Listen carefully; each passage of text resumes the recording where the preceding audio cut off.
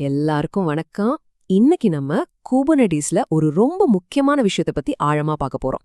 ஒரு பாடோட வாழ்க்கை சுழற்சி. இது ஏதோ தியரி மட்டும் கிடையாது. இது இல்லாம நம்மால ஒரு நல்ல வலுவான அப்ளிகேஷனை உருவாக்கவே முடியாது. இந்த விளக்கத்துல முதல்ல ஒரு சிம்பிளான உதாரணத்தோட ஆரம்பிக்கலாம். அப்புறம் ஒரு பாட் என்னென்ன நிலைகளை கடந்து போகுது, அதுல சிக்கல் வந்தா என்ன ஆகும், அது எப்படி சரி பண்றது, அப்புறம் எப்படி ஒரு பாட சரியா நிறுத்துறதுன்னு படிப்படியா பார்க்க போறோம். கடைசியா இதெல்லாம் தெரிஞ்சுக்கிறது எவ்ளோ முக்கியம் நீங்களே புரிஞ்சுக்குவீங்க. சரி, வாங்க ஆரம்பிக்கலாம். டெக்னிக்கல் வார்த்தைகள் எல்லாம் அப்புறம் பாத்துக்கலாம்.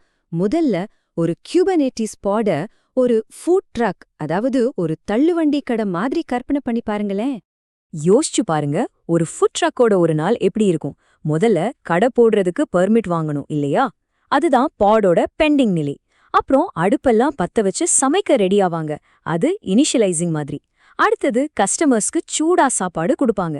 இதுதான் ரன்னிங் நிலை. கடைசியா வியாபாரம் எல்லாம் முடிச்சிட்டு கடையை மூடுவாங்க. அது சக்சீடட் நிலை. பாத்தீங்களா, எவ்ளோ சிம்பிள். இதுதான் ஒரு பாடோட வாழ்க்கையோட அடிப்படை. சரி, அந்த ஃபுட் ட்ரக் உதாரணம் சூப்பரா இருந்துச்சு. இப்போ அதையே நிஜமான டெக்னிக்கல் வார்த்தைகளோட ஒப்பிட்டு பார்க்கலாம். பென், பொதுவா இந்த இடத்துல தான் நிறைய பேருக்கு தலை சுத்தும் இல்லையா?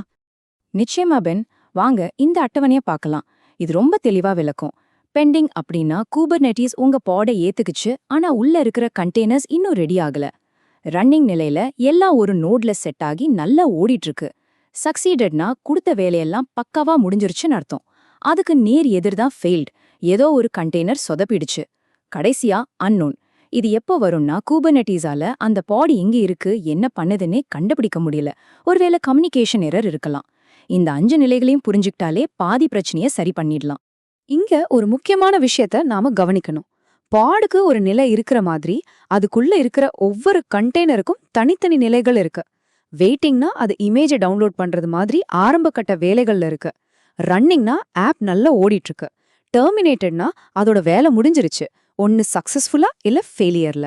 ஒரு பிரச்சனையை சரி பண்ணும்போது பாடோட நிலையை விட இந்த கண்டெய்னர்களோட நிலை தான் நமக்கு இன்னும் நிறைய க்ளூ கொடுக்கும். Correct Alex. இப்போதான் என் பிரச்சனைக்கே வரேன்.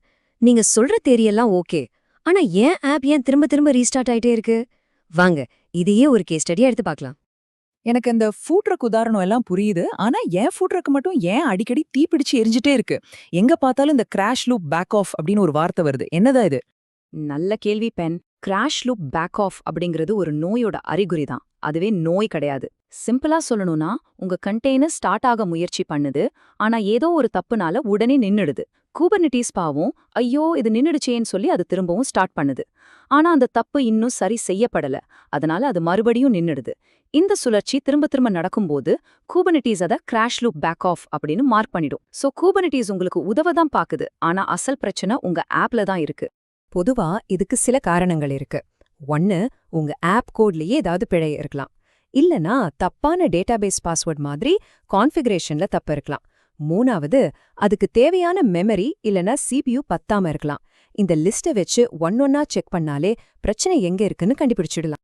அந்த கிராஷ் லூப் பேக் ஆஃப்ல பேக் ஆஃப்னு ஒரு வார்த்தை இருக்கே, அதுக்கு பின்னாடி ஒரு புத்திசாலித்தனமான விஷயம் இருக்கு. கூபர்நெட்டிஸ் ஒவ்வொரு தடவை ரீஸ்டார்ட் பண்ணும்போதும் கொஞ்சம் அதிகமா வெயிட் பண்ணும். முதல்ல 10 செகண்ட், அப்புறம் 20 செகண்ட், அப்புறம் 40 செகண்ட்னு இப்படி நேரத்தை அதிகப்படுத்திக்கிட்டே போகும். ஏன்னா திரும்ப திரும்ப ஃபெயில் ஆகுற ஒரு ஆப்புக்காக சிஸ்டமோட ரிசோர்ஸை வீணாக்க கூடாது இல்லையா? அப்போ பெண்ணோட பிரச்சனைக்கு என்னதான் தீர்வு? அதுக்கு பேரு தான் ப்ரோப்ஸ். அதாவது உங்க ஆப் எப்படி இருக்கு, நல்லா இருக்கா இல்லையான்னு கியூபர்நெட்டிஸ் கிட்ட சொல்றதுக்கு நாமளே சில டெஸ்ட் செட் பண்றது. உங்க பாடுக்கு தன்னைத்தானே செக் பண்ணிக்க கத்து கொடுக்கற மாதிரி தான் இது. இதுல 2 முக்கியமான ப்ரோப்ஸ் இருக்கு, லைவ்னஸ் அப்புறம் ரெடினஸ். லைவ்னஸ் ப்ரோப் என்ன கேக்கும்னா, நீ உயிரோட இருக்கியா என்ன கேக்கும். இல்லன்னு பதில் வந்தா கியூபர்நெட்டிஸ் அந்த கண்டெய்னரை ரீஸ்டார்ட் பண்ணிடும். ரெடினஸ் ப்ரோப் என்ன கேக்கும்னா, சரி நீ உயிரோட இருக்கலாம், ஆனா புதுசா வர கஸ்டமர்ஸை கவனிக்க ரெடியா இருக்கியான்னு கேக்கும். இல்லன்னு பதில் வந்தா கியூபர்நெட்டிஸ் அந்த பாடுக்கு புது டிராஃபிக்கை அனுப்புறது நிறுத்திடும். ரெண்டுமே வேற வேற கேள்விகள், ஆனா ரெண்டுமே ரொம்ப முக்கியம். ஓகே அலெக்ஸ், இது நல்ல புரியுது. ஆனா டாக்குமெண்டேஷன்ல ஸ்டார்ட் அப் ப்ரோப்னு ஒன்னு பார்த்தனே, இந்த லைவ்னஸ் ரெடினஸ் இருக்கும்போது அது எதுக்கு? அருமையான கேள்வி பென். சில பெரிய ஆப்ஸ், உதாரணத்துக்கு சில ஜாவா ஆப்ஸ் ஸ்டார்ட் ஆக ரொம்ப நேரம் எடுத்துக்கும். அந்த மாதிரி சமயங்கள்ல லைவ்னஸ் ப்ரோப் என்ன பண்ணும்னா, ஆப் முழுசா லோட் ஆகிறதுக்கு முன்னாடியே போய் செக் பண்ணி இது வேலை செய்யலன்னு தப்பா முடிவு பண்ணி ரீஸ்டார்ட் பண்ணி விட்டுடும். இதை தடுக்க தான் ஸ்டார்ட் அப் ப்ரோப் உதவுது. ஆப் முழுசா ரெடி ஆகுற வரைக்கும் இது மத்த ப்ரோப்ஸ அமைதியா இருக்க சொல்லும். சரி, இப்போ ஒரு பாடோட வாழ்க்கையோட கடைசி கட்டத்துக்கு வந்துட்டோம். அதாவது ஒரு பாட எப்படி சரியா ஒரு மரியாதையோட நிறுத்துறதுன்னு பார்க்கலாம். இது ரொம்ப ரொம்ப முக்கியமான ஒரு விஷயம். நீங்க ஒரு பாட டெலீட் பண்ண சொன்னா கூபர்நெட்டிஸ் உடனே அதை அழிக்காது. அதுக்கு 30 செகண்ட் டைம் கொடுக்கும். இதுக்கு பேரு தான் டிஃபால்ட் கிரேஸ் பீரியட். அந்த 30 செகண்டுக்குள்ள அந்த பாட் அது பார்த்துட்டு இருந்த வேலையெல்லாம் முடிச்சிட்டு அமைதியா வெளியேறணும். இந்த டைம்லைனை பாருங்க, எல்லாம் படிப்படியா நடக்கும். முதல்ல பாடோட ஸ்டேட்டஸ் டெர்மினேட்டிங்னு மாறும். அப்புறம் ப்ரீஸ்டாப் ஹுக் ஏதாவது இருந்தா அது ரன் ஆகும். அதுக்கப்புறம் குபர்நெட்டிஸ் ஒரு டேர்ம் சிக்னல் அனுப்பும். இது ரொம்ப மரியாதையான ஒரு கோரிக்கை. தயவு செஞ்சு வேலையை முடிச்சிட்டு கிளம்புங்கன்னு சொல்ற மாதிரி. அந்த 30 செகண்ட் முடிஞ்சோம் அந்த கண்டெய்னர் இன்னும் ஓடிட்டு இருந்தா அப்போதான் குபர்நெட்டிஸ் தன்னோட கடைசி அஸ்திரத்தை எடுக்கும். Kill signal. இது ஒரு கட்டாய உத்தரவு. உடனே நிறுத்தணும், வேலை வழியே இல்ல. ஆஹா, இப்போதான் இதோட முக்கியத்துவமே எனக்கு புரியுது. இது ஏதோ டெக்னிக்கல் விஷயம்னு நினைச்சேன். ஆனா யோசிச்சு பாருங்க, ஒரு யூசர் பேங்க் டிரான்சாக்ஷன் பண்ணிட்டு இருக்கும்போது நாம திடீர்னு பாட நிறுத்திட்டா என்ன ஆகும்? அவங்க பணம் போயிடும், டேட்டா கரப்ட் ஆயிடும். இந்த கிரேஸ்ஃபுல் ஷட்டவுன் தான் இதெல்லாம் தடுக்குது.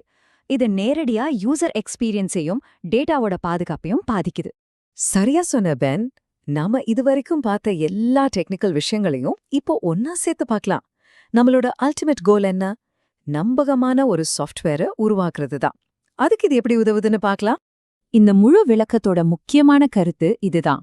பாடோட வாழ்க்கை சுழற்சியை புரிஞ்சுக்கிறதுங்கிறது வெறும் விதிகளை மனப்பாடம் பண்றது கிடையாது. இது குபர்நெட்டிஸ்ல தனக்குத்தானே சரி பண்ணிக்கிற, எந்த பிரச்சனை வந்தாலும் தாங்கி நிக்கிற ஒரு ப்ரொடக்ஷன் ரெடி அப்ளிகேஷனை உருவாக்குறதுக்கான ஒரு முக்கியமான கருவி. உங்க பாட்ஸ் தான் உங்க அப்ளிகேஷனோட இதயம். அந்த இதயத்துக்கு எப்படி பிறக்கணும், எப்படி வாழணும், பிரச்சனைகளை எப்படி சமாளிக்கணும், கடைசியா எப்படி சரியா ஓய்வெடுக்கணும்னு நீங்க சொல்லி கொடுத்திருக்கீங்களா? இன்னைக்கு நம்ம பார்த்த விஷயங்களை உங்க ப்ராஜெக்ட்ல எப்படி பயன்படுத்தலாம்னு கொஞ்சம் யோசிச்சு பாருங்க.